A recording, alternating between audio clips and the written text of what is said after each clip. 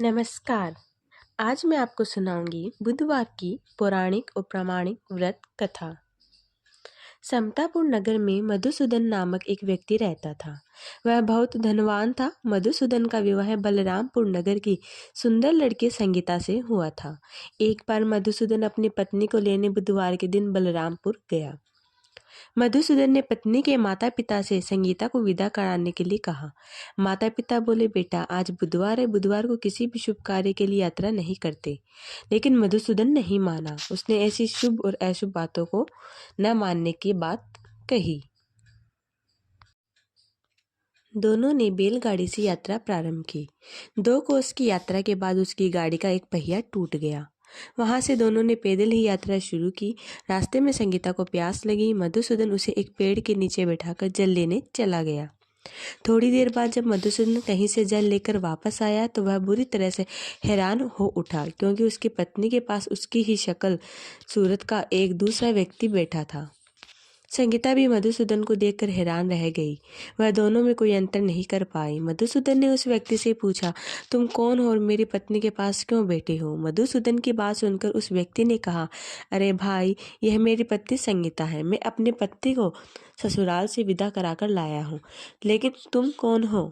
मुझसे ऐसा प्रश्न कर रहे हो?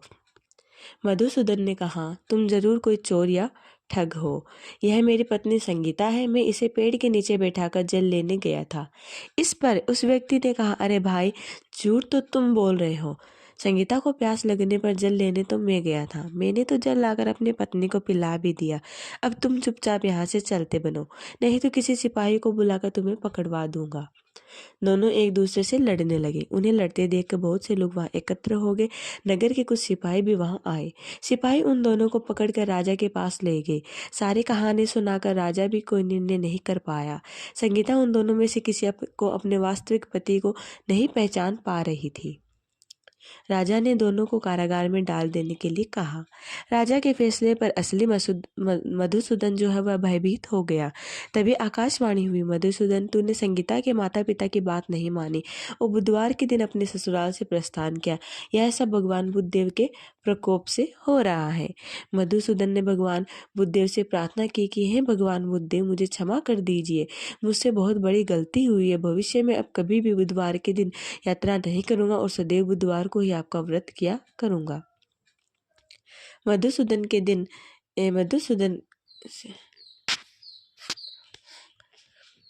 मधुसूदन के प्रार्थना करने से भगवान बुद्धदेव ने उसे क्षमा कर दिया।